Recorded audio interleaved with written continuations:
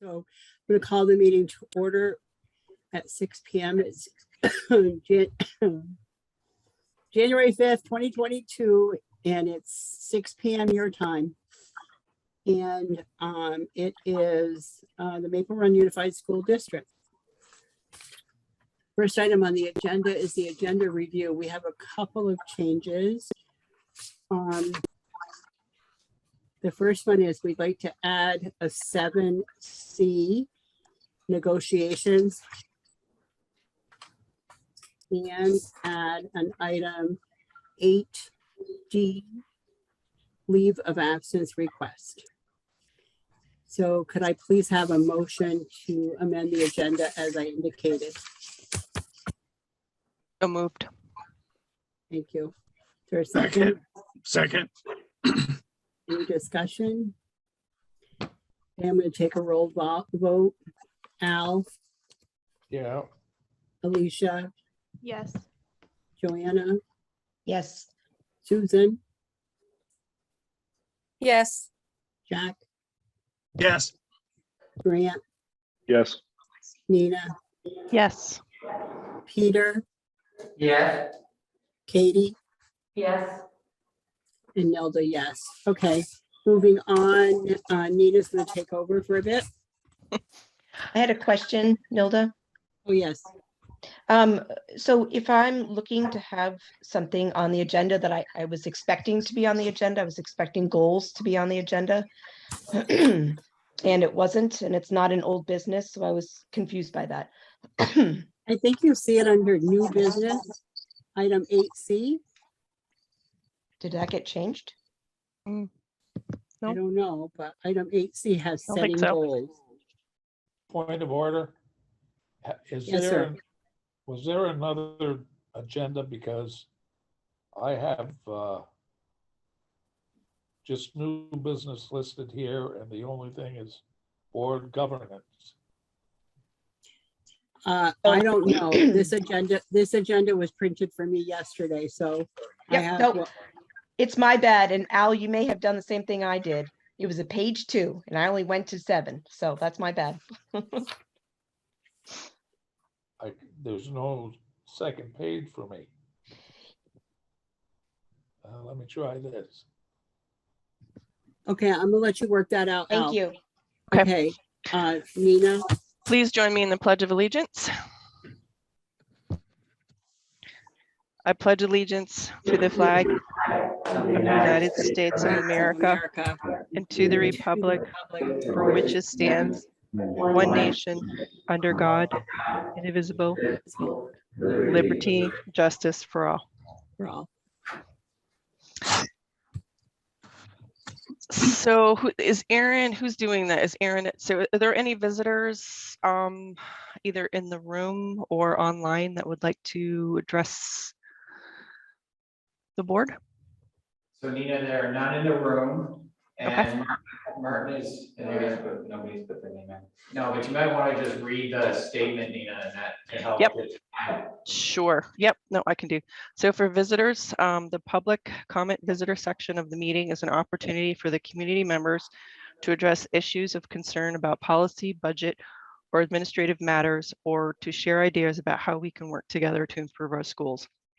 We value input and respect divergent views. We ask that you limit your remarks to time constraints prescribed by the chair and refrain from airing grievances with individual members of the school community, including respecting the privacy of the students and parents. Those attending remotely may type their full name in the comment section if they wish to speak. During the meeting, comments may be disabled. During the meeting, comments may be disabled, excuse me. And if there are any visitors, we ask that you state your name and town that you're from. Thank you. And I guess since there's nobody either in the office or online, I guess we're good to move on to consent agenda. Anybody disagree with that? Okay. Consent agenda, sorry. Would anybody like to remove anything that's listed on A or B? So approved of December 6, 2021, December 9, 2021, December 13, 21, December 15th, 2021 minutes, and that's attachment 5A. And then we have a media packet, attachment 5B. Does anybody want to remove anything to review or question? Okay, since we're not, we will go ahead and approve those and move on to reports to the board. Nilda? You're on, yep, you're on mute, Nilda. Sorry. Okay, it's item 8A budget, Martha, and with the assistance of Bill, I'm going to turn it over to you guys. Thanks, Nilda. Martha's going to do most of this presentation. At the last meeting, the board, you asked for a review of how we get from budgets to tax rates and how those are linked together. So we have first a presentation of that, which is a slideshow. And then Martha's going to review the draft 3 budget that you were sent in your packet. And at the end, we'll talk about, we're looking for, as I sent in the memo to the board that was the cover page for the budget. We have 2 questions for the board. What expenditure level that you would like to see in the next draft of the budget, and the use of, we call them ESSER funds, but they're the American Recovery Plan dollars that we would use as we develop the next draft of the budget. So, Martha, you want to, I've asked Martin to bring up a slideshow for everyone to see, and Martha, maybe you want to start us taking us through this.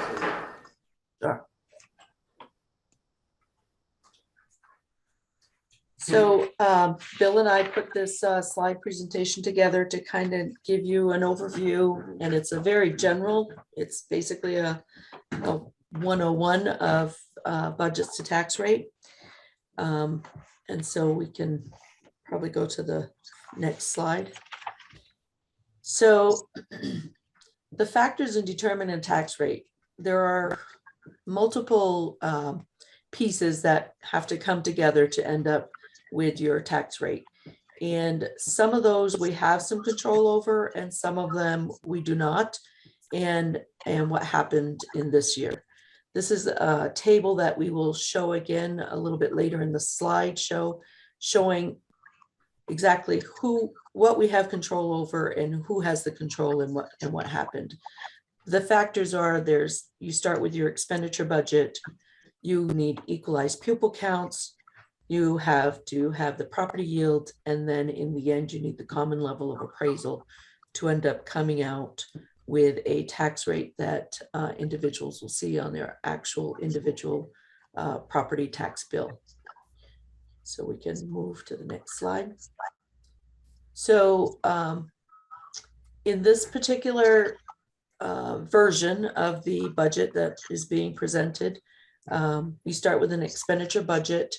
And at this point, we're at $64,821,584, which represents a 4.79% on the expenditure budget over the previous year expenditure budget. Right now, we are estimating local revenues, which includes various items like tuition income, grant income, interest income, miscellaneous revenues, etc. And that at this point, we're estimating to be $18,750,493, which is an increase of 1.85 over the prior year budget. This figure is actually lower than FY21. One of the reasons is the transportation costs in FY20. We accessed and used some ESSER funds to pay for the transportation contract because we were actually using the busing company to deliver food to families and students when school was canceled and during the summer. And in doing so, we were able to pay for that through the federal grants. In doing so, we actually reduced the amount of income we'll be receiving in FY23 because we actually get a reimbursement based on our actual costs in the prior 2 years. So all that being said, one of the areas in our local revenues was a couple of $100,000 less than what it would normally be. So that is a contributing factor why our local revenues haven't increased as much as our expenditures percentage-wise. Once you take your expenditure budget and you reduce it by your local revenues, that gives you what everybody is considering your education spending. And at this point, we're estimating it to be about 46 million, which currently is showing a 3% increase, a 6% increase over the prior year. The next piece that we need to have to be able to come up with a tax rate is your equalized pupils. And equalized pupils is determined by your average daily membership, which is done in October. It's calculated in October. Let me just, so I can see. It's the number of resident students weighted for different factors. So students in poverty get weighted with a little bit higher weight. ELL students, English language learners, and high school students, whereas preschool students get weighted at a lower factor. So those weights are applied to the student population. Once you have gone through the weighting process, then you have to equalize it over the state. And so the equalizing factor currently is about 95%. Once you do that whole calculation, we have come up, we have gotten an equalized pupil count as of a couple days ago of 2,475.03. We are actually in the process of resubmitting our ADM counts as there may have been an error in the calculation. So we're hopeful that that equalized pupil count actually comes in a little bit higher than that rate that's that we currently have. We should have that new figure hopefully by mid next week. By having a lower equalized pupil count, which this is lower than our current year, that increases our tax rate. So we're hoping that once we resubmit our ADM numbers, that number will climb a little bit, and hopefully it will help our tax rate also. The next part of the property tax calculation is the property yield. And the property yield is set by the legislature annually after recommendation by the tax commissioner. And this year, there's a potential of $90 million surplus in the education fund. And right now there's conversations whether or not the legislature will use some or all or none of that $90 million. So we were given two figures to use in our tax calculations for the budget process. And we have decided at this point to use the lower rate at this point.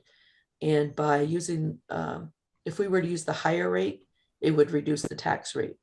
But at this point, we would rather show the worst case scenario because we won't know what the legislature decides because they won't make that decision until probably May or June. So, okay. And then the final piece for the individual to see the actual tax rate on their tax bill is the common level of appraisal. And it's a 3-year average of property sales versus the appraised value of the property sold. If sale prices for property increase and the appraisal for properties does not change, then the common level of appraisal becomes lower. This year, the following changes happened in each town and they all dropped considerably. So in St. Albans City, the CLA is 84.34%, which is down 4.39% from the prior year. The town is at 90.41%, which is down 4.61%. And Fairfield is 84.62, which is down 2.93% from the current year. So by the CLA going down, that will increase the tax rate.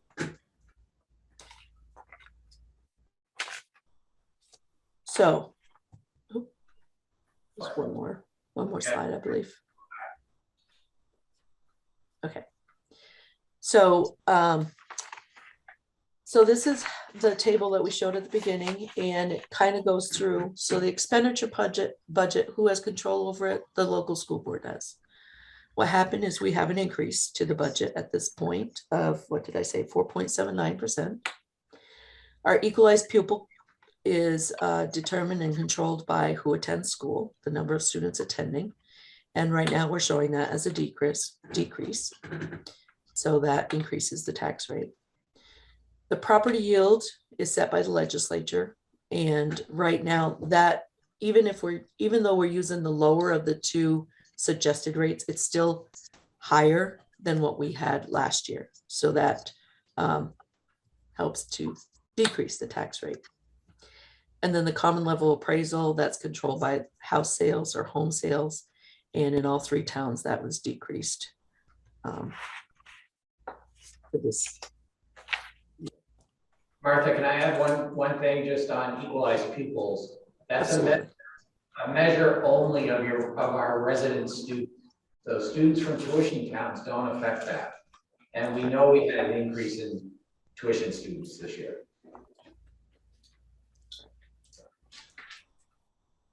You ready to go over to the PDF, Martha? Sure, unless somebody has questions. Maybe stop. I have a quick question. You said you're going to get an increase in the tuition students.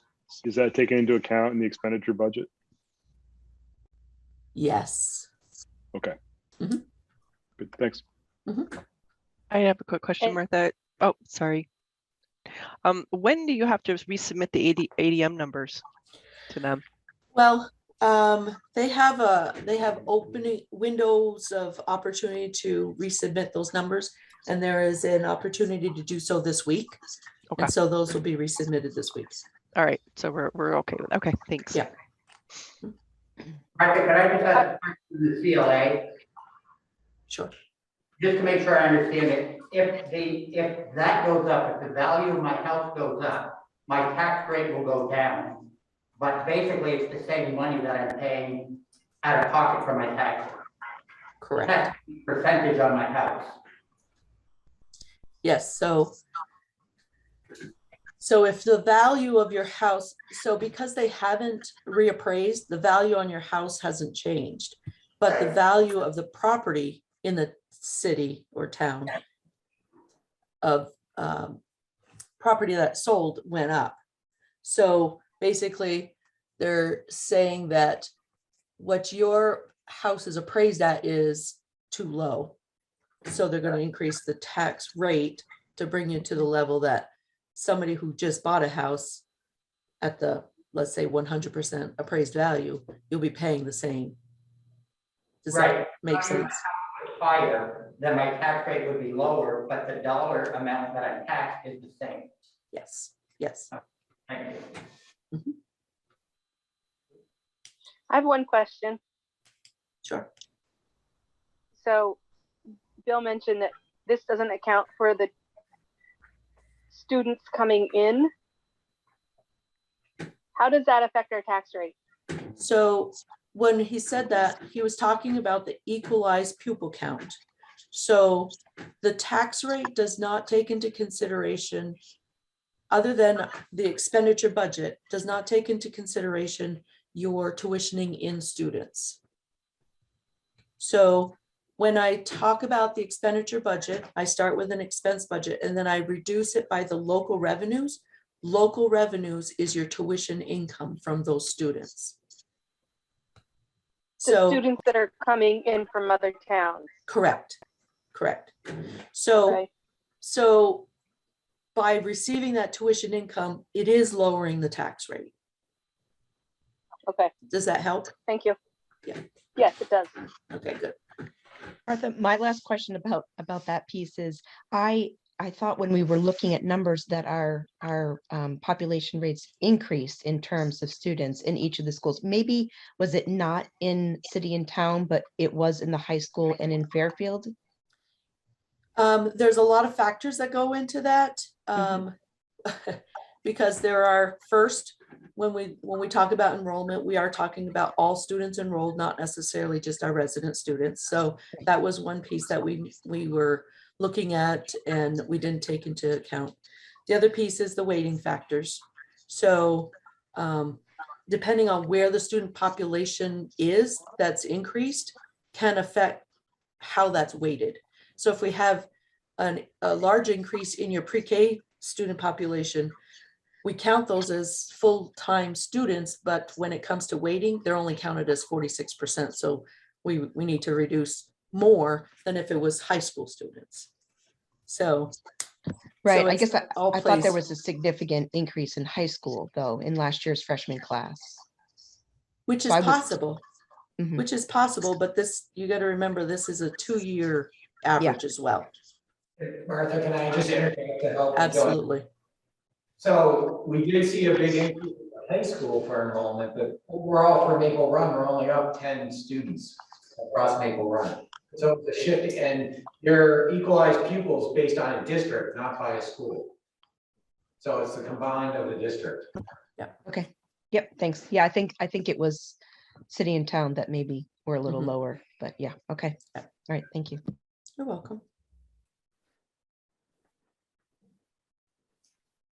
Are you ready to move on? I guess the only other question that I had was, it just seems a little unfair when you were talking before about, because you used the ESSER funds, that you didn't get to show that as expenditure. I mean, that seems, did you know that ahead of time, Martha?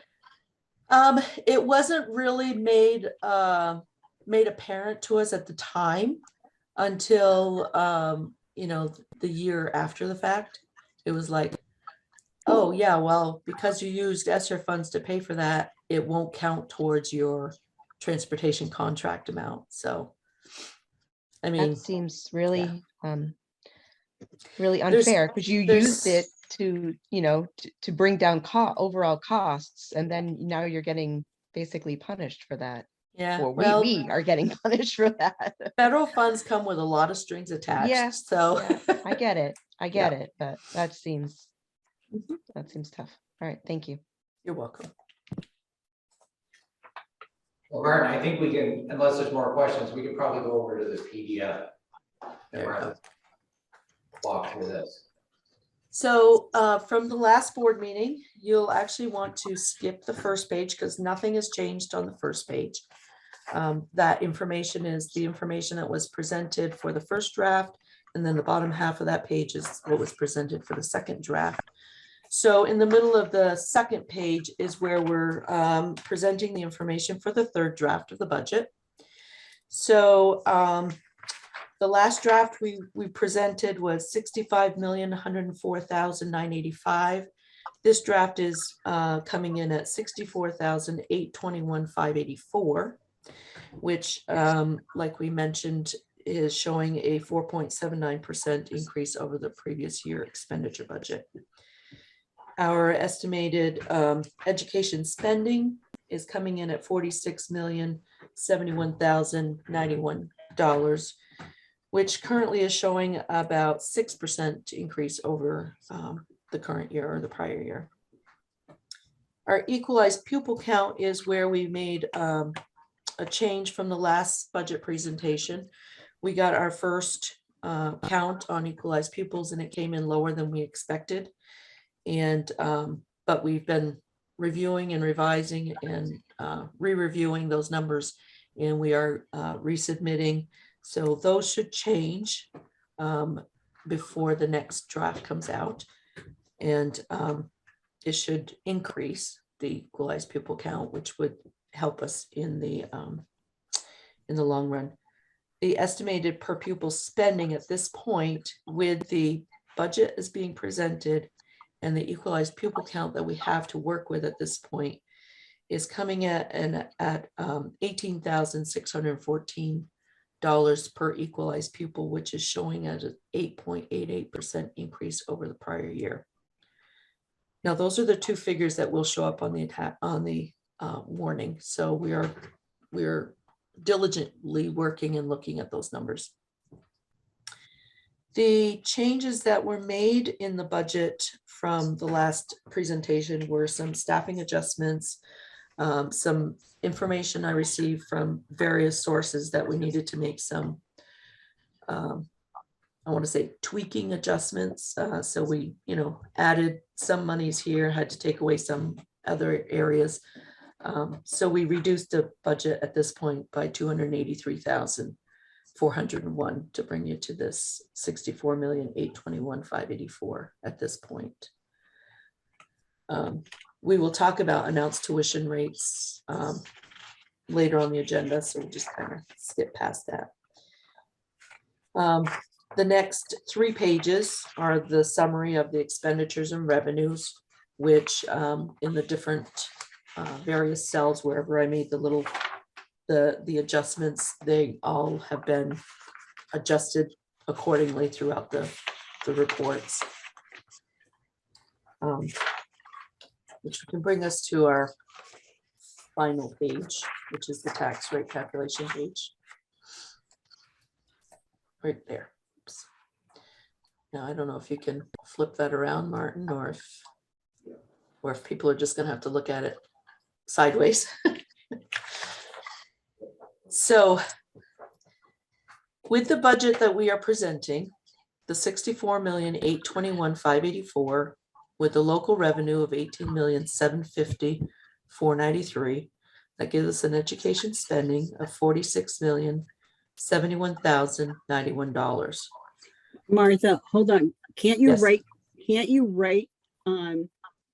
click on that document and rotate it counterclockwise? Martin will have to do that. He's presenting. Martin's working on it right now as we were talking. There we go. Perfect. Okay. So I'm on the Thank you. right side of the document. The left side is the prior year, just to show for comparison's sake. I'm just kind of going down through the different cells. The 247503 is the equalized pupil count that we had received last week. And then the expense budget, local revenue, and then the education spending. The education spending is then divided by your equalized pupil count to come up with your education spending to determine your tax rate. So we're using the 12,937 as the yield, which, as I stated, is the lower of the 2 recommended rates to use. And with that, excuse me, it gives us an equalized education tax rate of $1.4388, which in comparison to the prior year is 7 cents less than the prior year. We have to make up the 2 cents of the merger incentive that we're not receiving this year. Last year was our last year on that incentive. So it brings us to an education tax rate of $1.4388, which over the prior year for education tax rate alone, not accounting for the CLA, we're down 5 cents, 5.18 cents over the prior year tax rate. When you take the common level of appraisal into account, excuse me, the city's, St. Albans City's tax rate, which would be the piece that would show up on the individual's tax bill, would go to $1.7006, which is 3.5 cents over the prior year. St. Albans Town, after the CLA adjustment, would go to $1.5915, which would be $2.27 cents over the prior year. And Fairfield's tax rate would go to $1.70004, which would be 2.3 cents less than the current year with the budget as being presented. So that's a lot of information. If anybody has any questions. If not, I will turn it over to Bill at this point. No, just to the grid. Get off the presentation. Let's see if anyone. Can I ask a question, Martha? Sure. Are you talking, Bill? I couldn't tell. No, I was just asking Mark to put us back into the grid view. So as questions were coming, it's easier to see people instead of Right. popcorning last time without knowing. So that last page that showed those figures for Fairfield, was the decimal point really in the right place? Yes.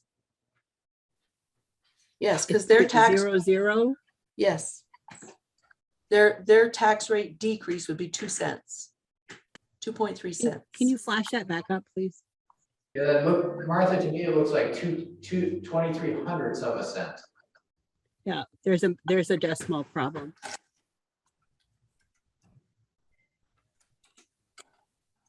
It's in parentheses. So, okay, so it's actually a decrease of 0.23 cents. Does that make sense? So the tax rate for the current year is $1.70.27 cents.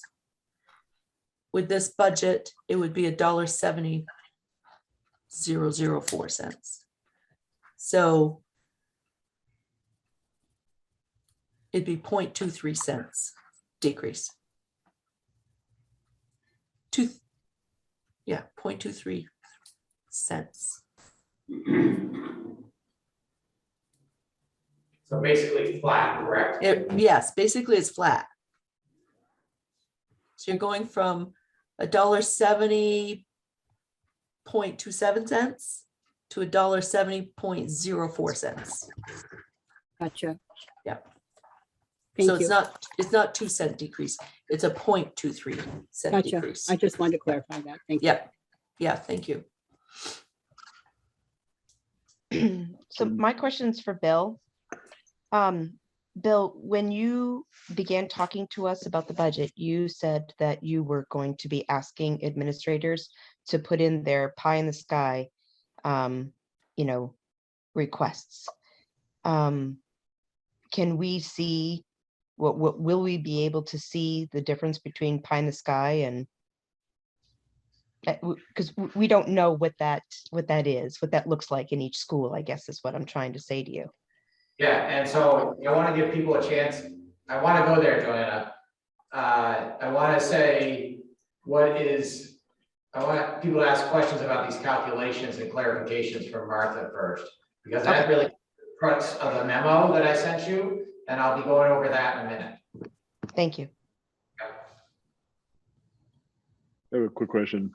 Is it fair to say that if we hadn't I don't know, achieved is the wrong word, but if this hadn't worked out to be a 5 cent reduction in the education tax rate, if that had just been flat, simply the CLA would have resulted in a pretty substantial tax increase on its own. Yeah, basically. And so in a lot of ways, the district is absorbing, I think, quite a lot of what would otherwise be a pretty big tax hike from the state. Or maybe another way to think about it would be that, had the municipalities kept up with the state expectations on appraisals, not so much of that would be reflected here in the budget. I'm seeing Martha at it, nodding along, so I'm thinking all that's accurate. Yeah. Okay. I both agree with you, Grant. Yep. Okay. So it's really hard not to feel good about this, if I'm honest.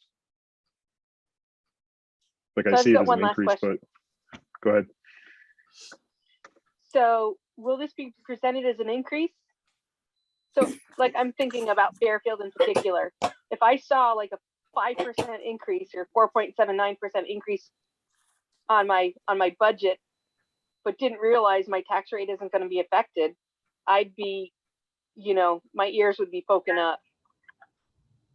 So how will this be presented? Like, so it's clearer to people, because when I saw that almost 5% increase, I was thinking, holy cow, how are people going to be able to afford that?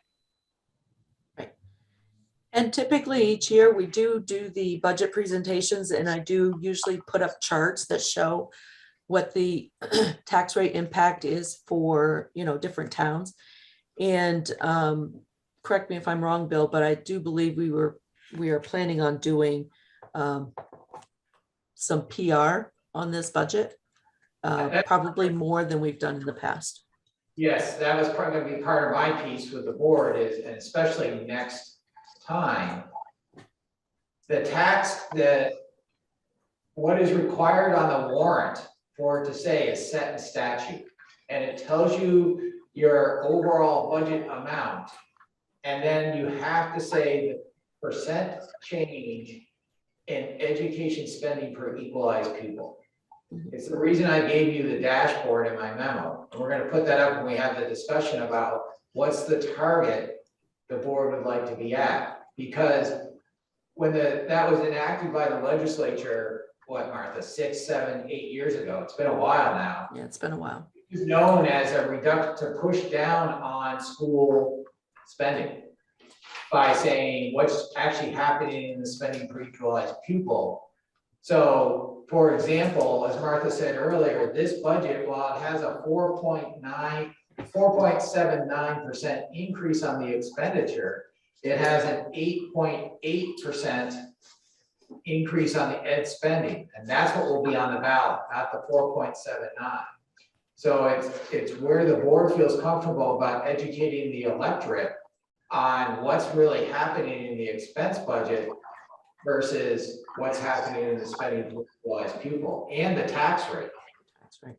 Because part of what's in here is at about a 3.2% increase, there is no increase in taxes.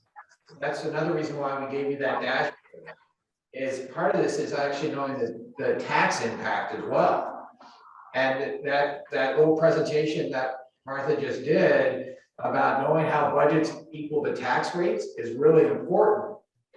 Because I think it's important for board members to know, like, how does that, we have one thing we can control, which is the expenditure budget and nothing else. Joanna has a question. Thank you.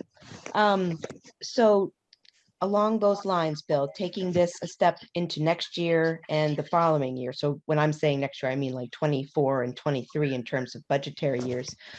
Do you predict, Martha and Bill, will we be able to afford the education expenditures in the next coming years? Will we be able to continue or sustain the increases without, some of those federal funds that we'll be receiving, in terms of ESSER funds and whatnot? Or will we see, like, if we go ahead with this now, will we see some kind of huge jump in 24 and 25 in terms of people's wallets? You To shouldn't, sustain the changes. you shouldn't based on this budget, because this budget is not taken into consideration the federal funding that we're using to offset other expenses. So what we're presenting in this budget is our normal operating budget expense with some added costs for and we'll probably get into this, the added positions to help with the social and emotional learning issues that are happening right now, the mental health issues. Those are the pieces that were added to this budget that if we were to continue supporting those, it would just be like any other budget year. They're in this budget now. If we were to continue to support those positions, they would be in the future budgets with the normal increases that you would see in a normal year. But to add to what Joanna is saying, we are going to use ESSER funds to help with our budget. So there will be an impact in the future. Well, When, only, right? only if that decision is made. Right now, this budget as being presented is not using those federal funds. So it's not using, it's not being incorporated in these figures at this point. Okay, The board, and this is the crux of my memo to all of you, is that we need to, we haven't asked the board till tonight, what's the percentage increase you would like to see in the budget? And if it's something less than the budget presented tonight, my next question is, the board, our families and students need supports more than ever I've seen in my career. The amount of supports that are needed are tremendous. And that's what the ESSER funds were there to do. And we've used them. I mean, we currently have, we don't have them all filled, but we have 15 positions in the ESSER funds, from teaching to recovery of credits to supporting the work that's in the envisioning plan you saw back in the fall. We have the capacity, if the board were to say we want something lower than the 4.79%, to go and use ESSER funds to replace positions that are currently in this budget. And then, or other spending. There's quite a bit of flexibility with it, but those monies go away in fiscal year 2025. And I think that's where you were trying to go, Joanna. Yes, So- that's exactly where I'm going. And then also with the potential change for appraisals, right? If we're talking about how I just don't want to see all of a sudden in, 1 or 2 years, an enormous spike for taxpayers. That's all I'm saying, to the point where we would have to then reduce the services that we are currently providing with the pie in the sky requests. So just want to make sure. I just want, if you don't mind, I just like to think of it as a needs-based budget, because it's not really a pie in the sky. It was, That's what you said. Just using your words, Bill. that I used the wrong words. Let's call it a needs. It was, yeah, there isn't anything added to this budget that I would consider as pie in the sky visionary type stuff. It's all things that are related to the needs of the student population with the social and emotional and the mental health issues that we're dealing with right now. so Bill, you keep referring to this memo and I'm trying to find it again. Yeah, so I'm gonna have Martin Okay. bring it up. Martin, if you could bring it up and we can share it on the screen. It's really there were 2 questions at the bottom, but there's a table that's within that. Martin, not to the memo, but just go to the What was the slide. date of it?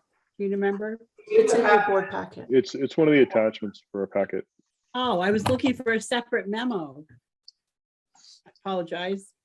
And there were 2 questions. Martin, if you can go down to the slide 8, the last slide.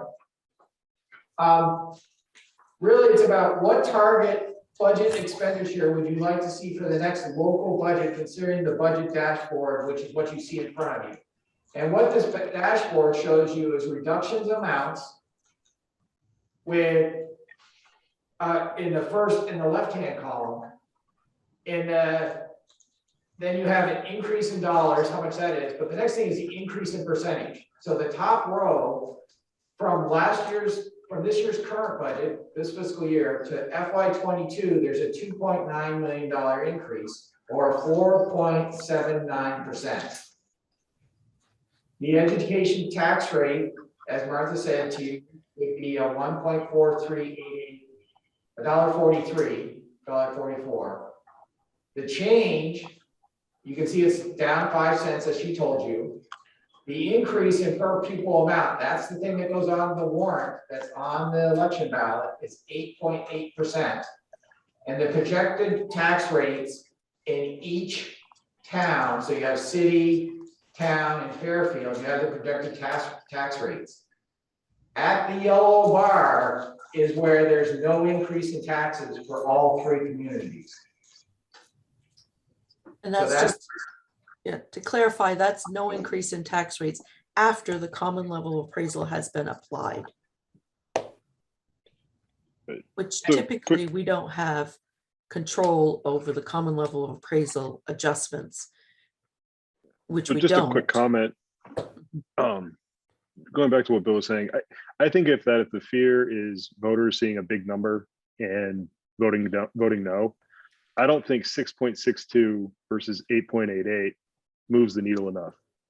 You know, and then we're right back to educating the electorate, right? Unless you're going to get down into like a 3 or 4% number on the ballot, I don't think it makes sense to bring it down too much, especially considering everything you guys have already done between draft 2 and draft 3. At least that's where I'm at it. So I think the outreach is the exact right way to go. And if we're doing that, then 8.9 is just as good as 6.6. I don't know how anyone else feels about it, but I agree, Grant. I disagree. I don't disagree with, I agree because I think I'm okay with it now. I just want to make sure that in 1 and 2 and 3 years from now, we're not going to all of a sudden get whopped with a huge tax increase. So I just wanted to get clarification on that. But I agree that 8 to 6 is, people will be just as upset or concerned. I don't know who's next. Susan, I guess. Come back to So- Grant. I would agree with everything Johanna said, that, like, I think that, if we're just punting the ball down the road a couple of years, that's going to be a huge problem in terms of a huge tax increase a couple of years down the road. So I guess the question is, it's a different question, but how do we use those ESSER funds effectively without it impacting the budget 2 years down the road, where all of a sudden we're going to have a huge jump because we don't have those funds available? So the big way we can is our initial piece, which is putting it into our facilities for replacement of life things, systems. Sorry, I shouldn't use words things.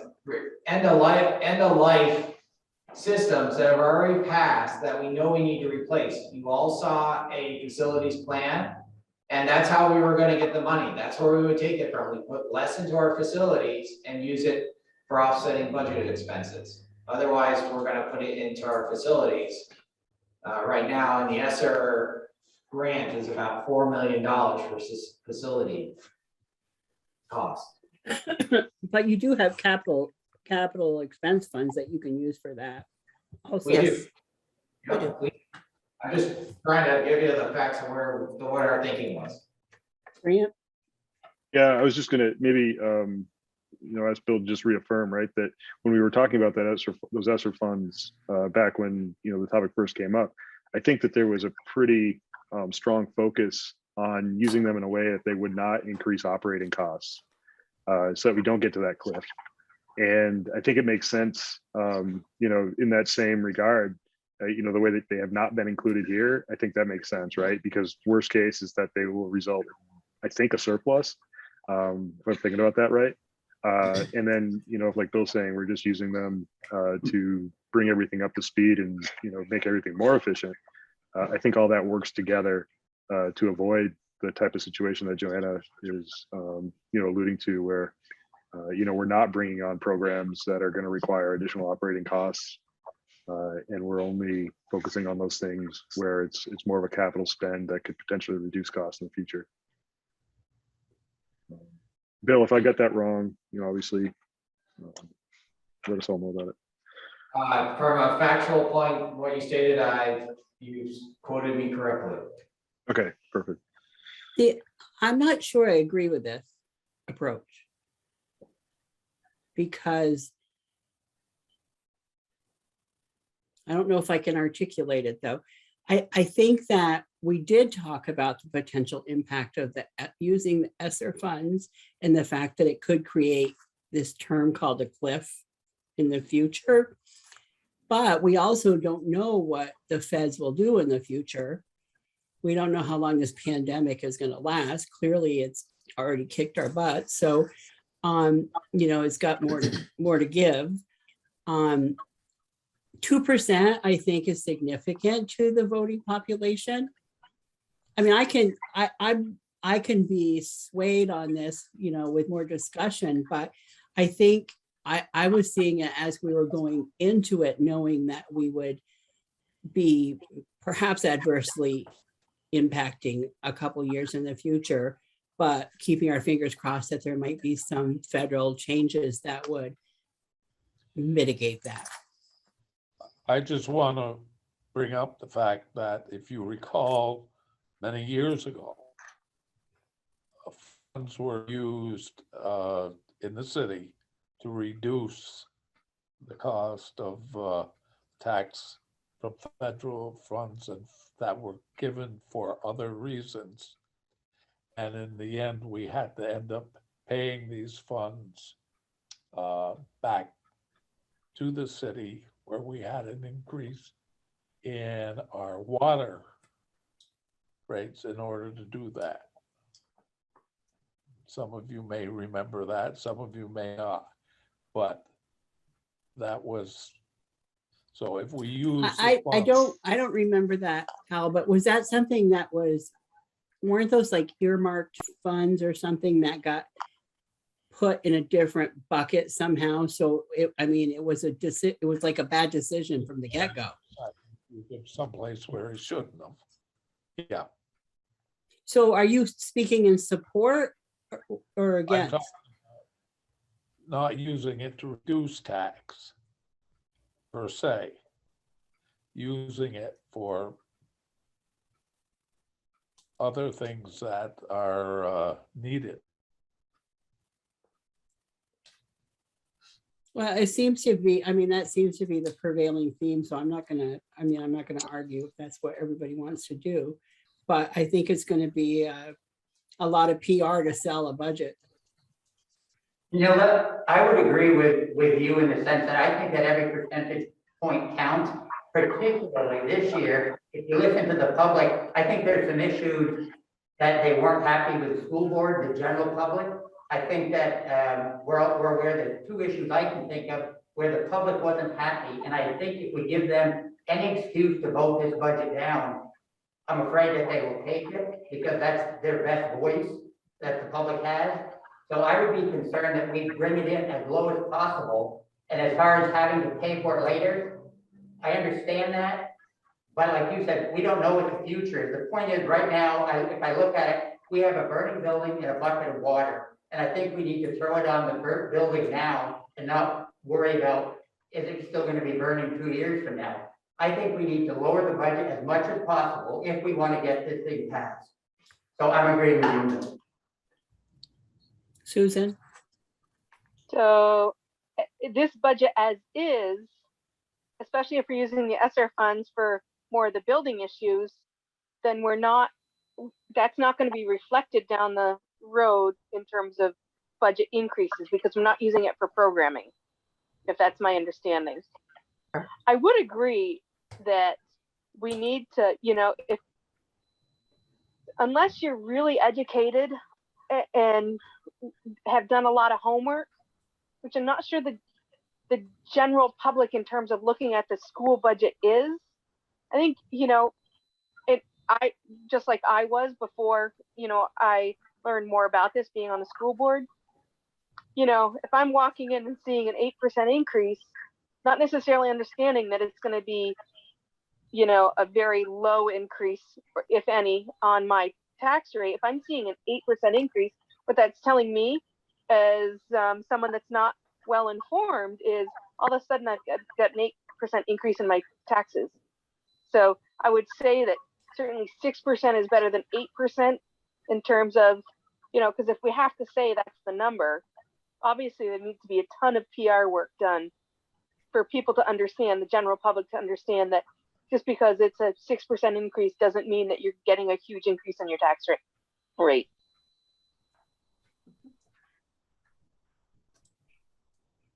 Thank you. Any other comments? Nelda, it's Alicia. Is it okay if I say something? Sure. It just, since the pandemic started, I feel like the school board has been asking Bill and leadership, what can we do? What can we do? And I feel like this budget is a plea to the school board for what the kids and the community needs right now. And if that's the plea from leadership, then it's important that the school board understands and supports that. And I'm having a really hard time justifying cutting a budget when we're saying we need to give our kids and our teachers and our leadership more support now than ever. So can I say something? I think that the message really needs to be that even though it looks like it's an increase, it's not going to have effect on our tax rate. Because that's what it comes down to for people. That's what it comes down to for people. And so it's great to say that we, you know, I don't know, it's this double-edged sword of, you know, we need to put the budget out there, and we need to support the administration and our schools in this. Yet we're not just the only people supporting it. We need to have the whole community support this. So I suppose it really is about the messaging. So just for clarification, if we offset the budget by 2% using ESSER funds, we're not cutting. We're still agreeing to the budget as presented. We're just paying for it differently. Am I correct on that? Well, the local expenditure is going down, so you are cutting that. But at the same time, we're using federal dollars to replace what would have been taken out to get to that lower expenditure. Right. So am I right or wrong in my statement? You're right and wrong. Yeah. Oh, cool. Okay, good.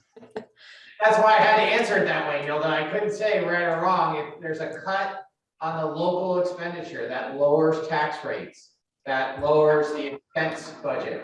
But what we were saying is our plan to support that, if that was something the board was willing to do, was to use federal funds because our needs, our student, family, and staff needs are what they are. And we need to do that, and we would use federal funds to offset that. But we were going to take that from the construction needs or facilities needs that we presented you back in the fall. Right. So I guess I'm not being clear, or else I'm totally not understanding.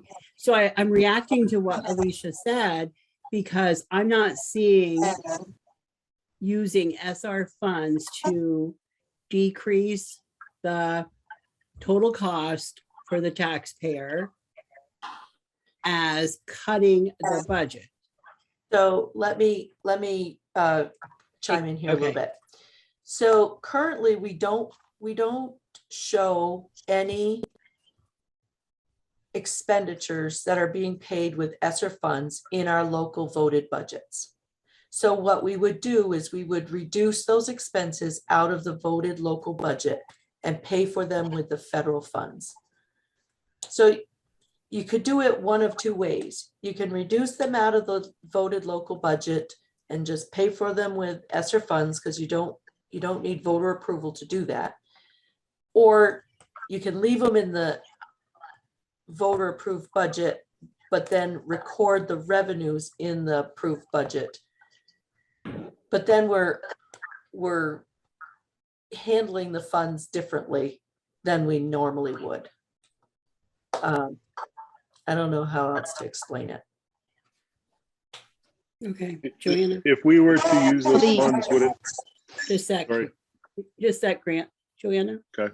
The example, Martha, if I'm correct, if you could use this, would be what happened in 2020 when you used the ESSER funds for transportation costs. So maybe you could explain it that way, because now we're not getting compensated for those funds.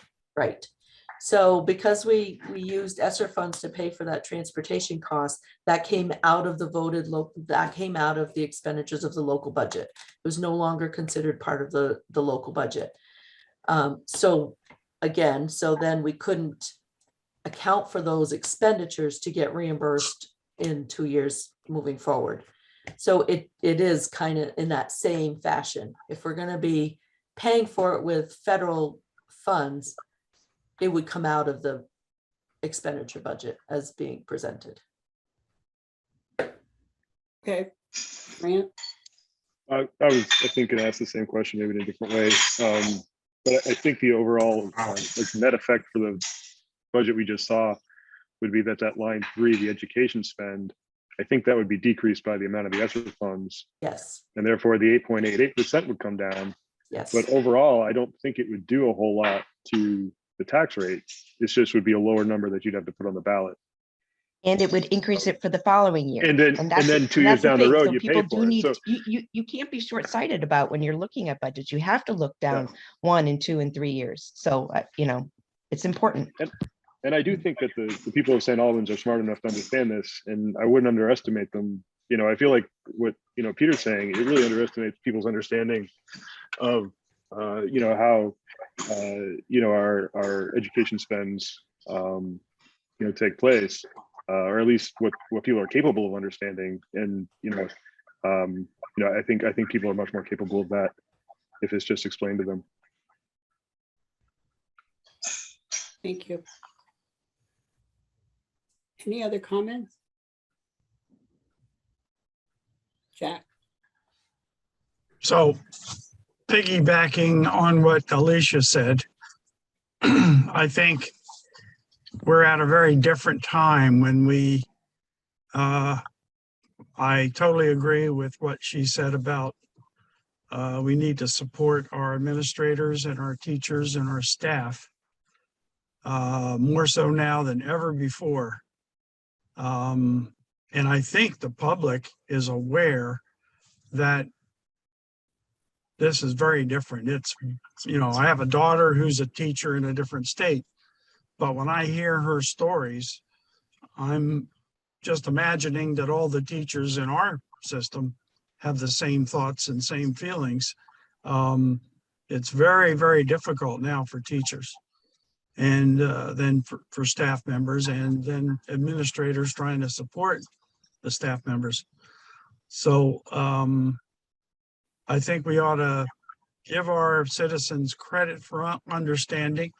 And when I talk to folks that have children in our school system, they are very thankful for the job that the teachers are doing. Years ago, you'd hear criticism that those fat ass teachers are making so much money and blah, blah, blah. I don't hear that kind of stuff anymore. People are very thankful that the teachers are doing the hard work that they're doing. And so anyway, I think the key is what Bill said in the beginning, is educating the public, doing the PR that will have to go along with it. But I think we need to support it. That's my own feeling. Thanks, Jack. So Bill and Martha, what do you need from us tonight regarding this? I think I've gotten a sense of the board to bring back the same budget on the 19th, which is our next board meeting. That was my one question, Nilda, because you and I talked about the meeting in between. We'll have the equalized, hopefully a change for the good by that time. I don't think there's anything else, right, Martha, that we'll have that will be new information? Well, there might be slight changes to the actual budget amount. I still got a few numbers that are out there that I'm waiting on. So that budget number could still come in slightly less than what it is right now. Yeah, you should all know Martha does as much conservative budgeting forecasting for the board as possible. We never like to make it worse during the process. Okay. So I just have one last clarifying question. Okay. So as it's presented, it looks like there's an 8.8% increase, or I don't have the number in front of me, but it looks like there's an 8% increase. What that means to me, though, as a resident of Fairfield, is my taxes aren't necessarily going to go up. Me, as a resident of St. Albans City, my taxes are going up by 0.02%, you know, something 3 very cents. minimal. 3 cents. Yeah. Okay. All right. Thank you. Yeah. Thank you. Thanks for everyone for that discussion. Next item is the 5-year plan, Bill. Yes, thank you. This is the Maple Run Strategic Plan was launched in 2017 and was put together, I think, mainly by the leadership team at that point. I had a good conversation with Kevin, and I was wanting to include our principals in this report, but frankly, when I saw what their workload was, I just wrote it. So it was going through, there were, as I said in this report, it was supposed to include this school year, but with what's happened with COVID and our new Envision plan that you saw back in the fall, we really kind of we have moved into that area, and I want to give a final report for this strategic plan. It will mean that later on this year, the board, we should talk about the envisioning plan and how either that or something else becomes our strategic plan for the district. And a lot of the items on here that were marked in progress have been rolled into that envisioning plan, and hopefully you remember that from this fall. I'm trying to do this a little quick, so if there are questions, I'm more than willing to take them. I gave you a table that kind of gave you an overview, and then there was a small paragraph summary of each piece of where we're at. A lot of the work that was done had to do with a merger and business operations, technology, governance, and pre-K. A lot of our places that we have a lot of work, and this should be no shock to any of you as board members, is the curriculum and learning environments. And we've been making some great headway this year, even with COVID, which is exciting. I'm excited to report to all. I'm going to give it that short, Nina and Nilda, just because I'm trying to help us with time, but I'm more than willing to take any questions. Okay, thank you. Any questions for Bill on the 5-year plan? Okay, moving on to item 6C, governance Nelda? update. Yes, sorry. I did. Joanna, go Yeah, ahead. that's okay. Bill, in terms of equity across the schools, especially with concern with social emotional learning, and I don't mean anything new, I mean regular guidance, regular sexual health education. Are you finding that there's equity between the schools?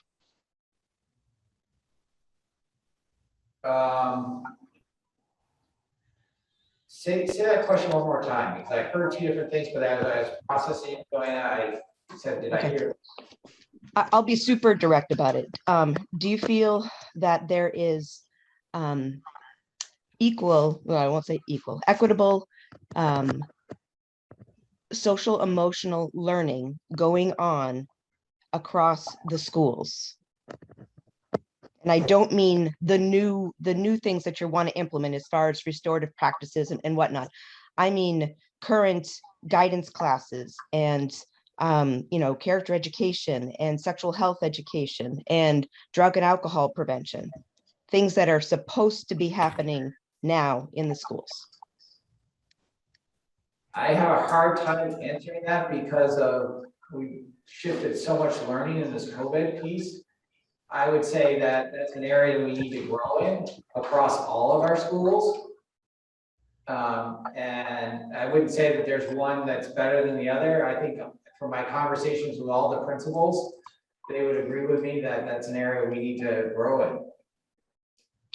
And that's just something that I want to make a point of interest.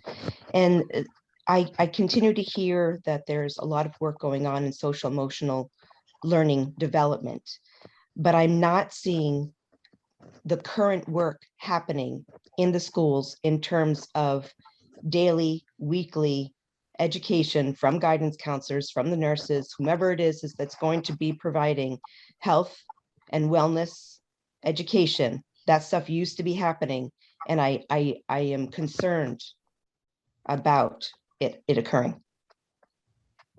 And so it's counterproductive to me. It's counterintuitive to me.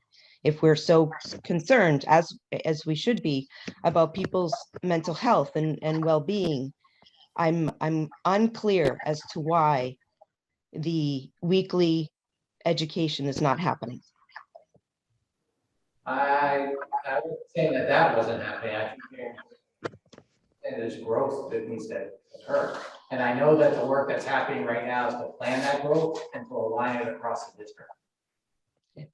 I don't think it's happening in all the schools, and I'd like that to be discussed, and I'd like there to be a plan in place for that to be happening. I know it's not happening because I have kids in the school and I have friends with kids in the schools, and it's not happening and hasn't been happening for a good couple of years. Bill, is that something that can be incorporated in that envisioning work? I think it is in our envisioning plan. I know it is from the work that was done there. And I know the work of the social emotional learning committee is in restorative practices and equity is working on that right now as we speak. Okay. Thank you. Any other question? Right, governance update is the next topic. I received a request again to table this to the next meeting. So do I need a motion to table? I do, yes, right? Can I have a motion to table the governance update to the next meeting? So moved. So I'll second. Thank you. Any discussion? I'll take a vote. Al, Yep. Alicia, Yes. Joanna, Susan.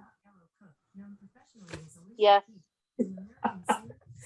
The Google person next to me is talking to me because I said Alicia and it's trying to explain to me that there's an Alicia named Alicia Keys.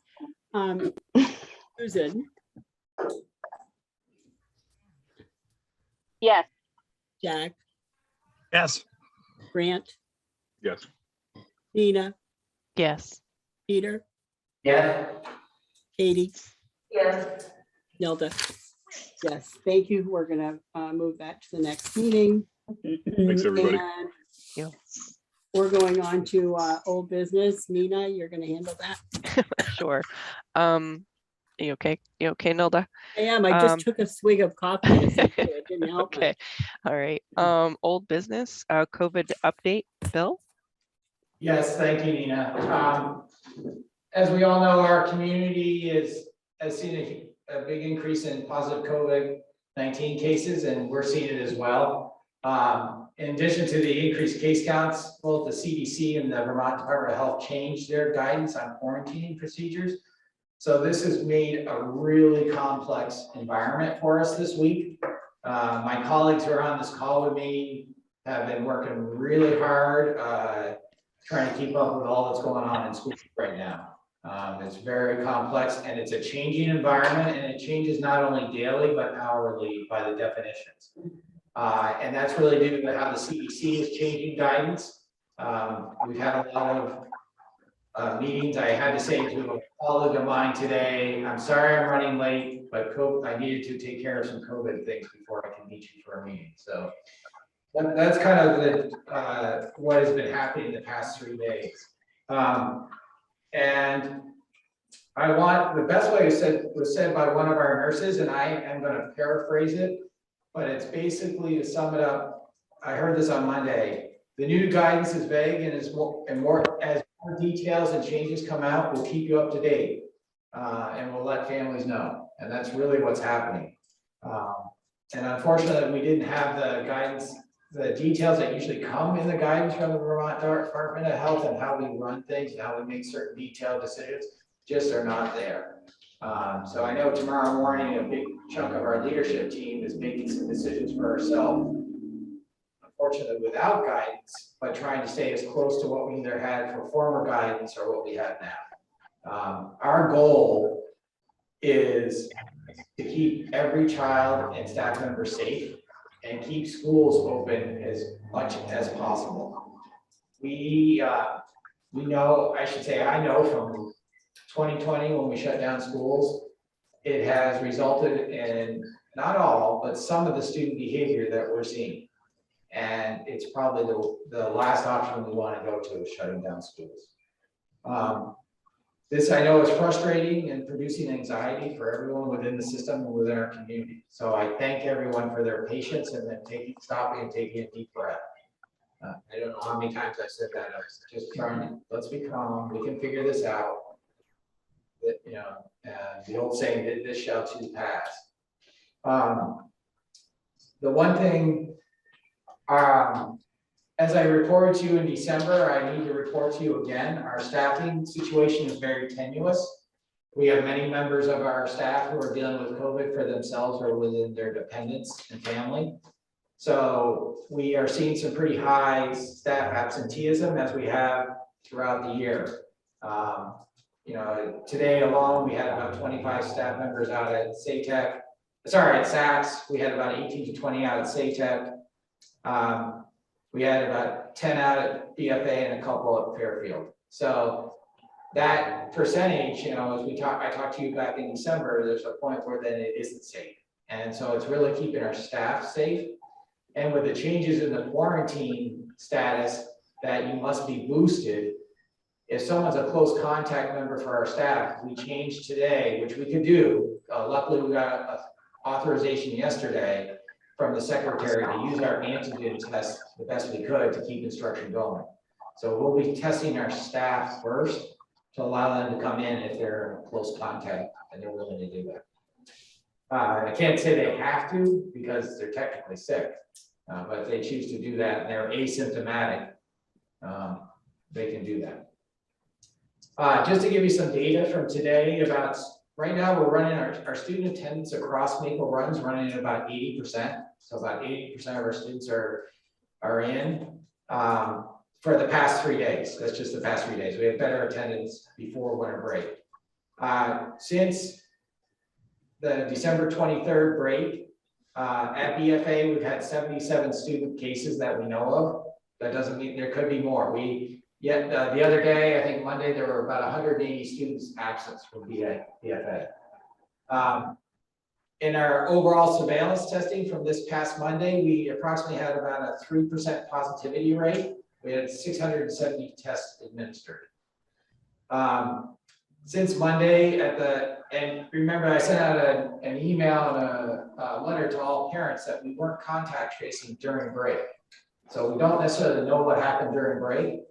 But since Monday at the 3 K-8 schools, City has had 4 cases, SATEC has had 7, and Fairfield's had 5. That was as of noon today, so that could have changed. I'm asking everyone to keep me up to date on cases as they have, but also numbers of staff absences and where we're at with that. So we're trying to look for trends. I can't thank enough the dedication our staff and this leadership team have to the children of Maple Run. They are doing a tremendous job under extremely high anxiety and high stress. I understand when the families call us and they're stressed, I get it. I've gone through possible COVID in my household, and that's very anxiety producing. During break, I had to have one of my own daughters quarantine for a while till we got the results. So I get what families go through. That's not easy. And so I understand when families have a tough time, but our frontline personnel are dealing with that day in and day out and doing it with a smile on their face. And I really am proud to say I will do it. That's my COVID update. If there are any questions, I'd be glad to address them. So Bill, is that going to be, so if they happen to, you know, if we have to close schools, is that going to be considered a snow day, or is that going to be, do we need to get an exception, or how is it going to be counted? Great question, Nina, great question. And I meant to add that in. No, it's okay. Right, the Friday before break, we had to close because what would have happened is we had one school, say, town school, just didn't have enough staff to operate safely, and we learned that with the number of staff that would have had to take care of their kids that were students at town school, we would have lost 2 of our 3 other schools because we wouldn't have had enough staff to staff those schools. So that counts right now as a snow day. There is a waiver process. The secretary has said we will see probably by the end of January to waive days. But what's being said in between the lines is stay open. We're not planning on giving a lot of waivers out. That's how there's no direct quote of that. It's just that's the feeling in sense that I get from what is said. Okay, thank you. Does anybody else have any comments or questions? I would just say that, you know, I admire the approach. I think a lot of people are pretty burnt out on COVID, and to see you guys still stepping up and doing the right thing, even, you know, in the absence of clear guidance, I think it's pretty amazing. And I'm very appreciative. So thank you. Thanks, Grant. Anybody else? All right, thanks, Bill. Thanks, everybody. Next, under old business, implicit bias and anti-racism training. Bill, I forgot, was that you going to talk to that? Sorry, I didn't make a note of that. Briefly to it, we didn't bring a specific topic for Okay. this. Okay, thank you. Everyone that I spoke today, to the design team leads of Margaret Vass and Lisa Berginger, who you met at the last meeting. They agree that a community forum really needs to happen face to face. But they also agree with what's happening with COVID right now is not a time to have small groups in the tennis court area up at the complex. And it's just not trying to bring a large crowd together. Doing this work virtually is not something that's going to be anywhere near as productive as face to face. And they're talking today, and I talked to them today, and they need to go back to the whole design team. But they're thinking we're hoping a March, April type of time for that community gathering, unless COVID changes. It's really where COVID is at right now in our community. So that's the one piece of news I have on that. I know that we spoke about December, hoping to have this at the end of January, beginning of February. And that's my hope too, for not seeing this huge spike that we're seeing this week. I know you said it's something we should have in person, which I agree. Is there any opportunity to do some maybe prep work or some? So the design team's going to work, and they're online. Yeah, now the design team's gonna do some work and preparing for that, and there may be more outreach from that. We just got through winter basically. Yeah. So they have to come back together. Yeah. Okay. All right. So as long as we keep it on our radar, which I know we are, and amongst everything else. So thank you. Appreciate that. Anybody have any comments, questions? Not seeing anybody. Okay. Under old business, letter C, negotiation reminders. We have January 10th, January 12th, both next Monday and Wednesday night. I think Monday is professional and Wednesday is the staff, support staff, both at 6 o'clock. And I believe, oh, sorry, Nelda, go ahead. Actually, we got a request to move the professional staff one to the 26th. Is that the first meeting? Is that January 10th, the January 10th one, I'm assuming? No, it's the January 12th one. 12th, would be moved okay. to January 26th. 26, okay. This is just more of an information. We don't need a motion. Okay, so professionals from January 12th to January 26th, still at 6 o'clock. We still try to have a prep meeting at 5, from 5 to 6. And then again, January 10th is the support staff at 6 o'clock with the 5 to 6 prep meeting. Any questions or any corrections I need to make there? No, I think you got that right. I'm sorry, Nina, I didn't get to you. That just happened late. That's okay. No, that's good. No worries. Okay, any questions on that? I'll make sure I get invitations out for the prep meeting as well. Okay. All right. Nilda, are you good to take over or you want me to do? I can get started. Okay. So we're under new business. First item is the draft warning. You have it as attachment 8A in your packet, and Martha's going to take us through it. Can I just ask a really quick question? I was just checking my phone. So Yeah. I have negotiation meetings for both the 12th and the 26th. It's just going to be for the 26th? Get rid of the 12th. The 26th was supposed to be the second meeting. We're just moving that to the first meeting. So we'll probably end up having to add a meeting at the end unless we're done. Okay. And Mike and Katie are shaking their heads right now saying, yeah, we'll be done. Okay, thank you very much. Sure. Go ahead, Martha. Yes, so you have in your packet a draft of the warning that we'll be using for the budget vote. Basically, it's the same template we've used over the last multiple years. So the first paragraph, the only thing we changed was the actual date of the vote, which is going to be March 1st of 2022. Article 1 is just the to elect a clerk for the district. Article 2 is to elect a treasurer for the district for 1 year.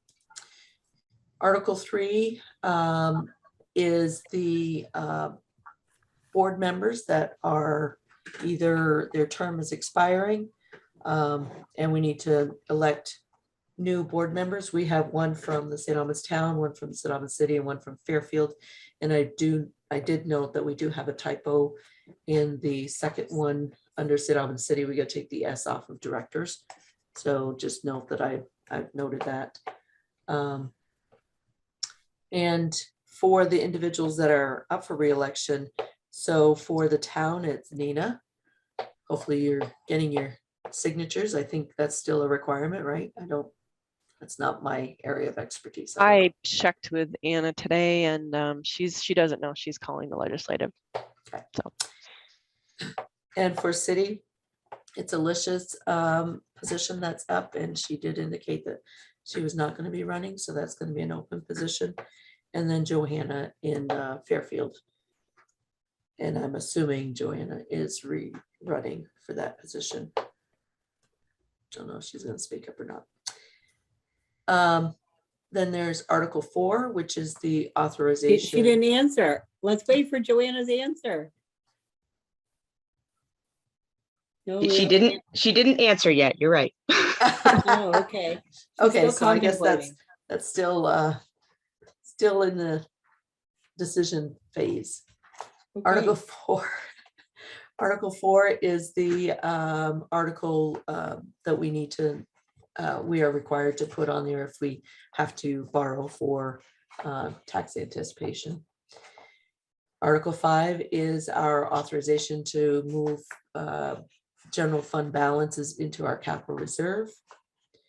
Then Article 6 is the one that really is the one that we deal with for the budget. And it basically is stating that shall the voters authorize the board of directors to expend, and that the blank is where we will fill in the final expenditure budget once it's been adopted, which is determined to be needed for the next fiscal year. And that it's a result of education spending of blank. Again, that's the figure that we'll come back with when the budget is adopted.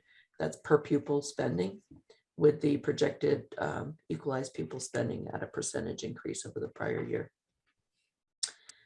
The next item is the informational hearing. So we'll need to determine what date you want to have that official informational hearing. It can't be more than 10 days from the date of the vote. So whether or not you decide to set that date tonight or wait until the next meeting to set that date, that will need to be set. And the other question is whether or not that will be done via Zoom or in person. So that's something to consider. And then the polling places are the same. There hasn't been any changes in the polling places. That's pretty much the warning as it is right now. And this would be something that you would approve once the budget has been adopted.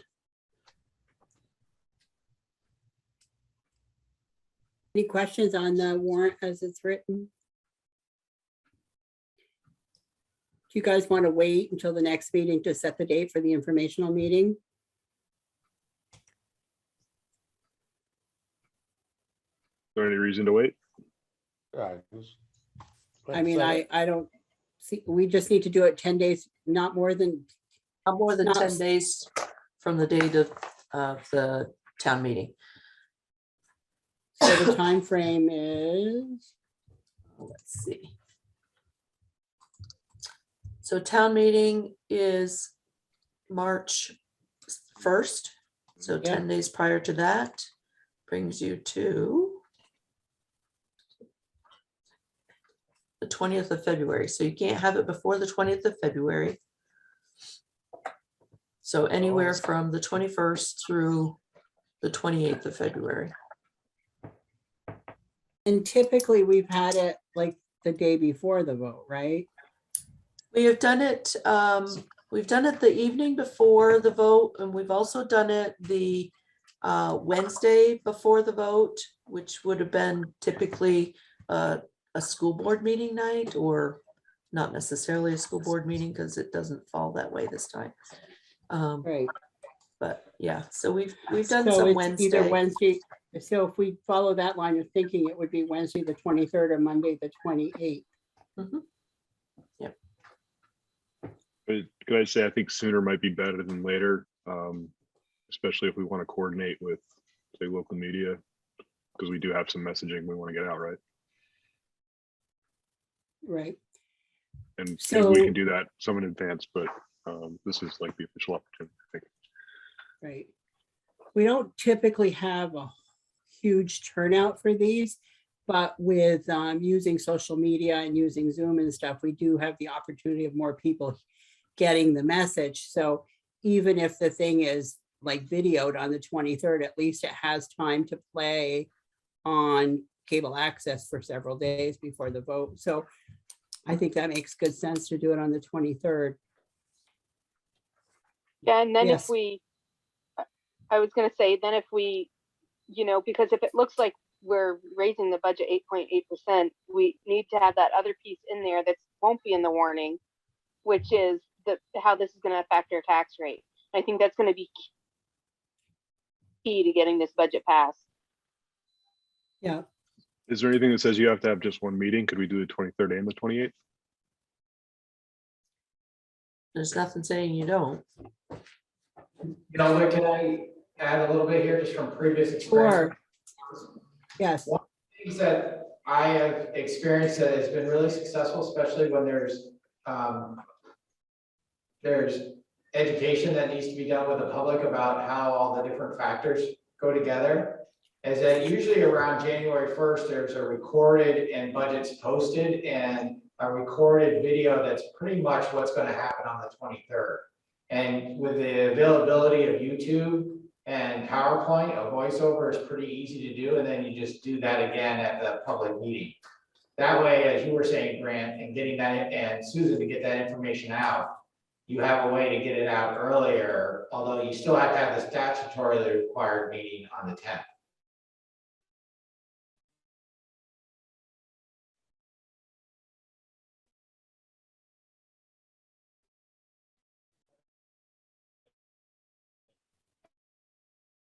And some ideas, maybe to a few school districts like that, so you the board can look at that ahead of time. Martha, are you looking for us to approve this draft warning No, tonight? no, Okay. Nope. We're going to approve it with the real numbers in it, right? correct. Thank you. Yeah. And then item 8B is set the tuition rate for FY23. We had that presented to us earlier, but can you just give us a recap? Sure. So that information was actually included in the budget packet information. It was on page 2 of the summary of that I used to present the budget.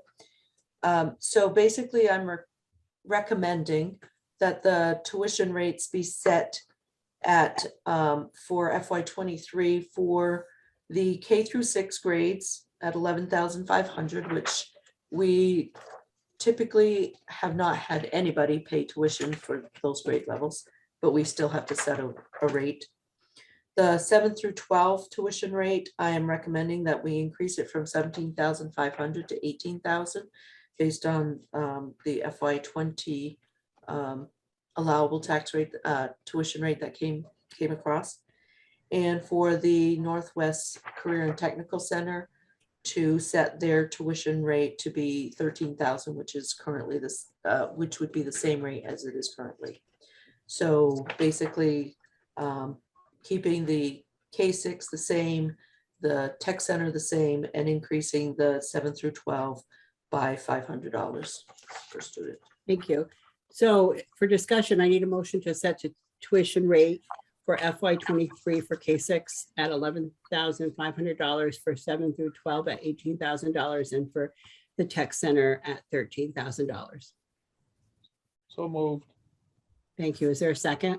Second. Jack? Thank you, Jack. There's a motion and a second. Any further discussion related to this motion? Susan? What does this compare to other districts around us or other like districts in terms of tuition rate? Well, we're probably right around in the ballpark. The difference with that in comparing with other school districts is this is a rate that we announce and we used to bill from. But at the end of every fiscal year, when we submit our stat report information, our annual expenditure and revenue information, the state then goes back and calculates based on our student population and our actual expenditures, what we could actually have charged. So regardless of what the rate is, you can only charge what the state has determined is the allowable rate. So even if we were charging more than a local district, if our reports in the end didn't reflect that we were charging appropriately, we would either have to refund or we could rebill out for the additional costs. So it really is dependent on each school and what your actual expenditures with your corresponding revenues and your student population actually come out to be. Thank you. Mhm. Any other questions? Hearing none, I'm going to take a vote. Al? Al, Yes. do you vote for the motion? Yes. Alicia, Yes. Joanna?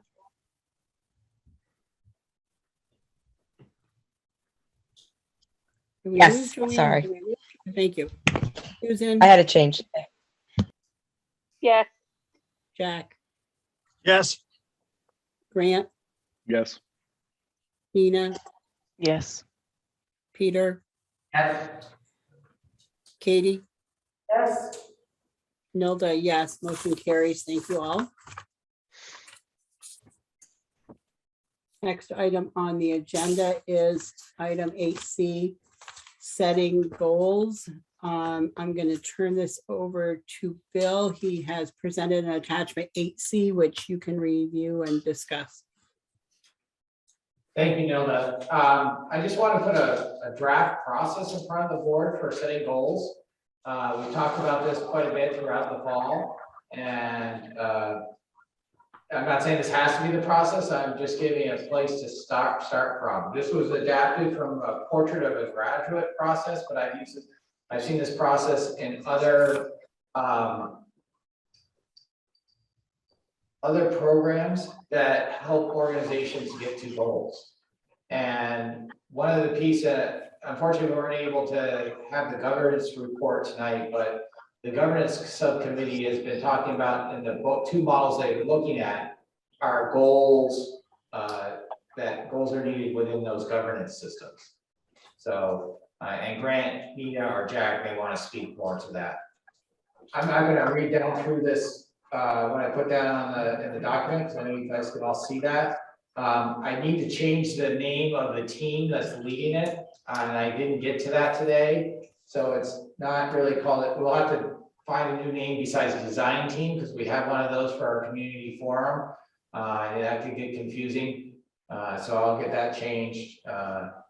But really it's about a group of folks leading the process, not establishing the goals. That's done through feedback processes with all the stakeholders within the community.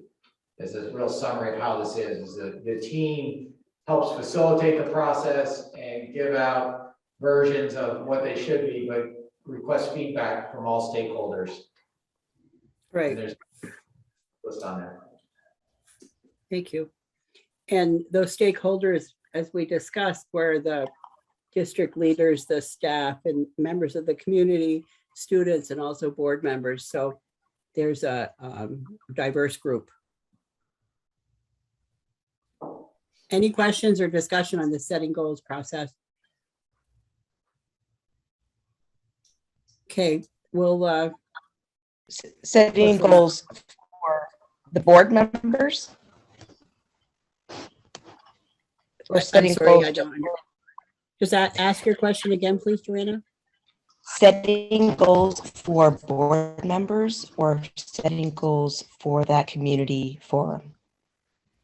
So this community forum is a different. This is not the same community forum.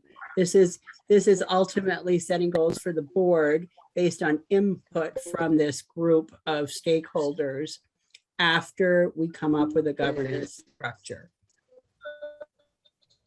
That's how I understand it. Bill, did I say that correctly? That's, I can't hear you, Bill. I saw Grant had a hand there, so. This is a piece of how to, there's someone mute, there's an echo going on.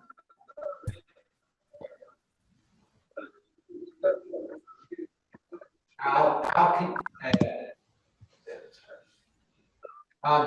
so this process can happen either after the subcommittee work on governance or can happen during it. It can go either way. And I let the subcommittee members chime in on how they see this and how they would see it interfacing with the governance subcommittee work. Yeah, and that's what I was going to say. You know, so this obviously dovetails in with governance, and the way I think that works is all the governance models that we're looking at that, you know, we would have told you about the first one tonight, but all the ones we're looking at have some goals type of policy or document that gives some direction to administration from the board and allows a sort of a framework within which to, you know, sort of conduct business. And so this is kind of getting a jump start on that. The exact implementation of it may depend somewhat on whatever governance model we choose. But this groundwork, I think, is appropriate to kick off anytime. Yeah, I agree, Grant. We can at least start getting, you know, the members maybe part of this. And then once we solidify which direction we all would like to go, then we can kind of apply that to, you know, how we want to run this or how we want to gather the information for those goals.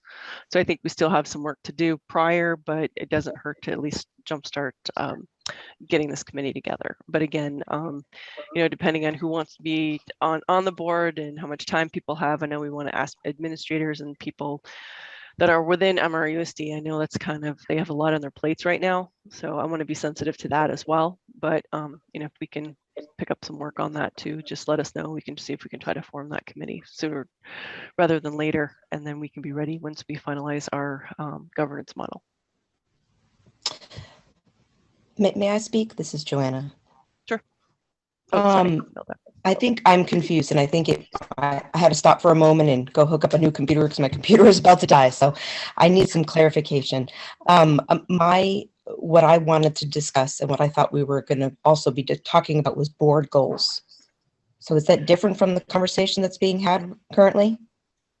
Yes. So there's going to be some kind of main pillars to whatever governance structure we take on. One of them is how the board operates, and so there will be some sort of governing system for that, maybe a policy on how board operates. And I think that's what you're talking about, Joanna. There's also goal setting for the organization on the whole. Yes. And right, and I think that's what this is leading to, and that's the stuff that we can get a jump on, because that's sort of common to all governance models that we're going to be talking about, is the goal setting for the organization as a whole. What may be unique to any given governance model that we choose is how we govern ourselves as a board.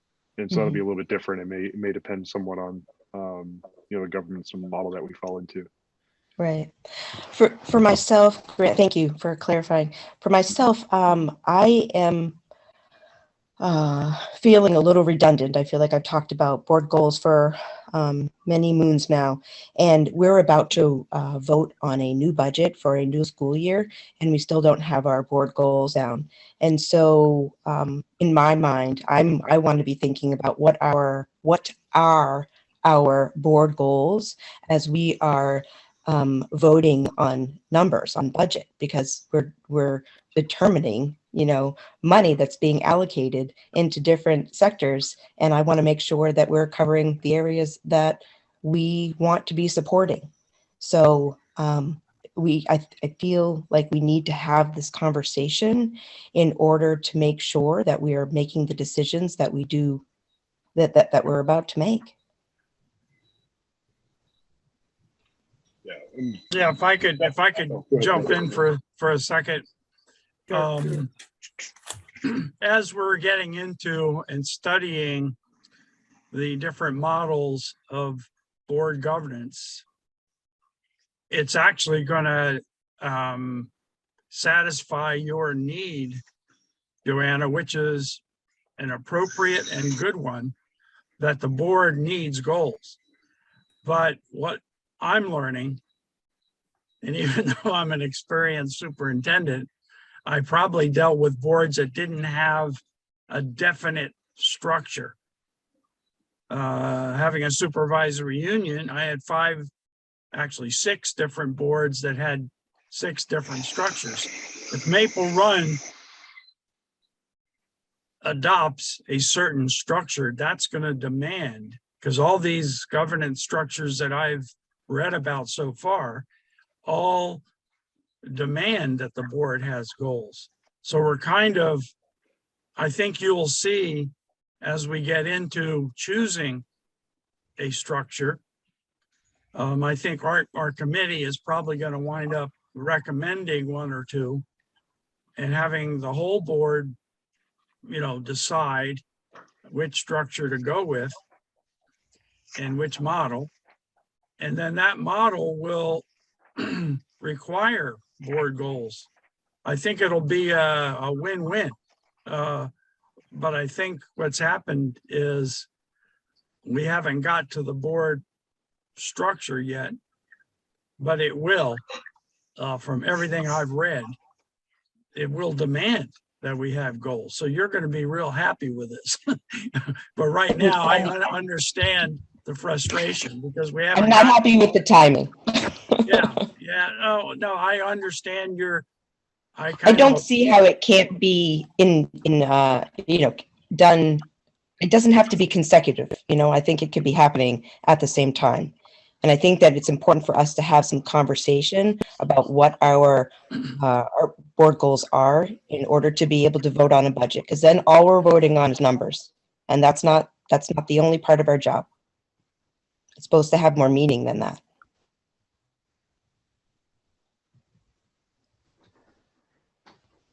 Thank you, Susan. I ask a question though, Joanna?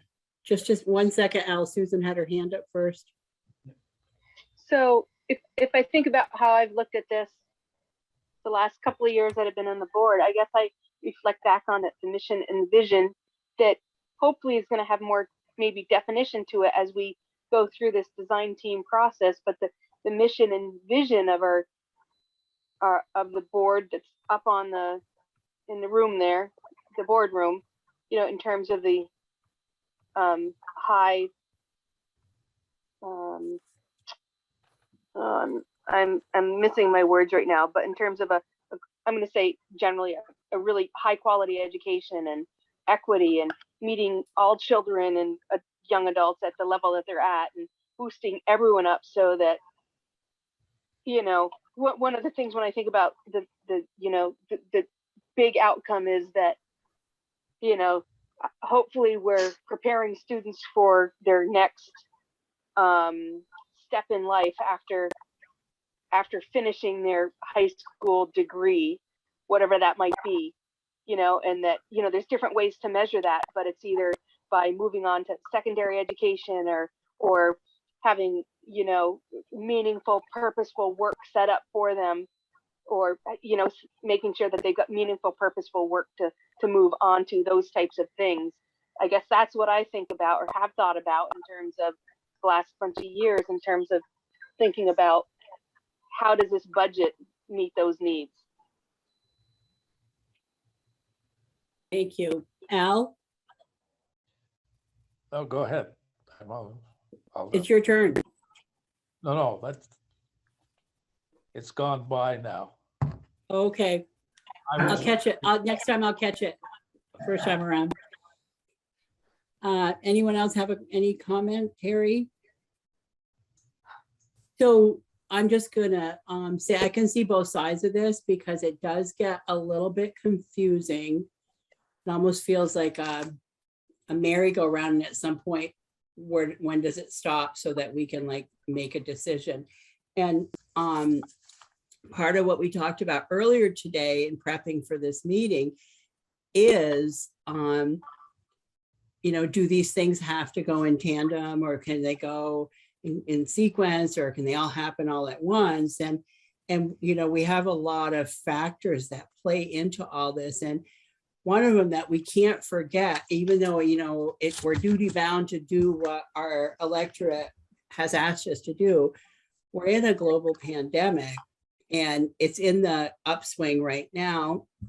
And we've got to be careful how we play this out, because I don't want to risk the chance of none of this happening. Okay. Because I'll leave the board because we've got to get some of this done.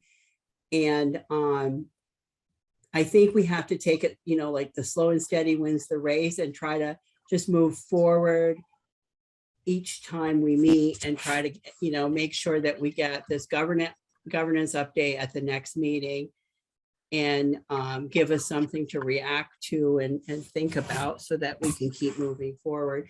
Because it's becoming a little bit like an alphabet soup right now. We've got that goal and this goal, and we've got this design team and that design team, and we've got the forums, and we've got two community aspects getting together. And I just don't want to get it all confused so that it all ends up becoming mush, if that makes any sense. And that's a very unarticulate way of saying it, but I'm just kind of telling you how I feel. Go ahead, Susan. So to be more concise on what I was saying earlier is, what I think about is how do we make sure our students are successful, especially when we haven't really defined what that is, and then does this budget get them there? Thank you. Anybody else got anyone else have any comments to make? Grant, you're chafing at the bit. Come on. I just want to say, I think that all the criticism for the governance is fair. And, acknowledge that we are now a full month behind schedule with what we were supposed to give you guys. I think that if we had given you that and had that context, the information that Bill went over would have been well received and with good context. And if you'd like, I'm happy to try to provide some of that context now, if it'd be helpful. No, I think we've still got work to do, and it's Okay. we're almost 2 hours in. Okay. I need to clarify, if I may. And I didn't Bill. mean to criticize if you took mine as criticism. I was just kind of pointing out that I can understand why there's a sense of frustration on some members' parts, because we just have a lot of mishmash. Go ahead, Joanna. So it also, I am definitely not criticizing what any subcommittee is trying to do.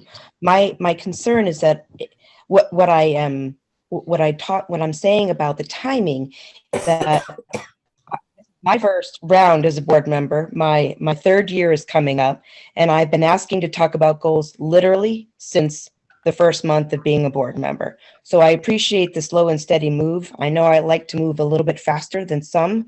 I feel like I have been respectful of a slow and steady move, but I just feel like other things keep getting put in front of this process of creating board goals. We should have had board goals last year. We should have had them the year before. We should have had them the year before that. So, I mean, with all due respect, I just feel like we need to make a plan so we can make a plan, because otherwise we're attending these meetings and we are not coming from a place of there's not a plan. I mean, there are plans, but we have an obligation also to be following some kind of a script, and we need to have goals in order to be able to ask the questions that we need to be asking, and asking for the information that we're looking for. But we have to make those decisions. That's all that I'm saying. So just to clarify, Joanna, the goals that Bill presented are not board goals. These are vision and goals for the organization. What you're asking for is part of governance. And just to set expectations, that's stuff that we'll be bringing online, but that's stuff that'll be implemented over, months. Whereas this is something that we can start working on sooner than that. So I don't want to get those two concepts confused, because I do think Bill did a lot of great work on this. I don't think it was trivial putting this thing together. And I think we've sort of lost sight of the content of it. But maybe it does make sense to table it for now and come back to it fresh at some point. But I don't want to lose sight of the organizational goals while we focus on what we're doing as a board. Right. But that's all. Thank you. So I may have fueled some of that fire, but I think we may need to move on here at this point. Next item on the agenda is 8D, and that was the request for a leave of absence. I'm going to turn that over to Bill. Yes, we have a staff member, Laura Lee Westbrook, who has been out and is requesting an extension of her timeout, which needs the approval of the board. And I think I'm looking at we just put it up on the request today. I'm sorry, I'm not fully prepped, but she's looking for an extra month extension to February 18th from January 18th. That needs the approval of the board. And I recommend that we approve it. So administration is recommending approval. And can I have the person's name again, please? It's Lorelei Westbrook. Lorelei Westbrook. Thanks, Pete. Lorelei Westbrook. Lesperance? Westbrook. Lorelei Brooks. Westbrook. Westbrook. I just thought we might put it in the motion. So, all right, can I have a motion to approve the recommendation of administration to extend the leave of absence of the employee whose name will be inserted here for an extra month to go to February 18th, 2022. So moved. Thanks, Al. Is there a second? Jack seconded it. Any further discussion? I'm going to take a vote. Al, Yay. Alicia. I think she's coming. I'm sorry, I said yes. Thank you. Joanna, Yes. Susan, Yes. Jack. Yes. Grant, Yes. Nina, Yes. Peter, Katie, Yes. Nilda, yes. Motion carries. Next item on the agenda is going to be the warrants. I'm seeking a motion to approve the warrants, acknowledging that passage of this motion will act as authorization and signature of any individual board member participating remotely. And I think Al might have just made that motion. Is there a second? Second. Thanks, Jack. Any discussion? All in favor, Al, Yes. Alicia, Yes. Joanna, Yes. Susan, Yes. Jack, Yes. Grant, Yes. Nina, Yes. Peter, Yes. Katie, Yes. Nilda votes yes. Also, next item on the agenda is the superintendent's report. Nelda, thank you. I've spoken a lot. I just want to give one good celebration. I'm sure there's many other I could do, but I'd like to thank our IT staff. They worked hard to receive a grant that is funding our Chromebooks for next year. It's buying us 900 Chromebooks for the district. It's about $55,000. So Martin, thank you for your leadership and your team. Please extend my thank you. That's about all I have. I think I've talked more than enough. Thank you. Any questions for Bill related to that? Okay, next item is item 9C, board announcements. Any board members have any announcements to make?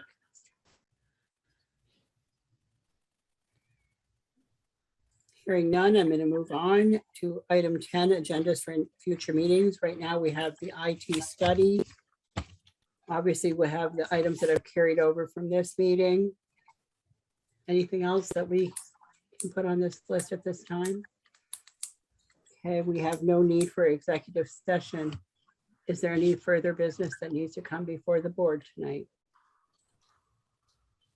Hearing none, this meeting is adjourned. The time is 8:01. Please turn.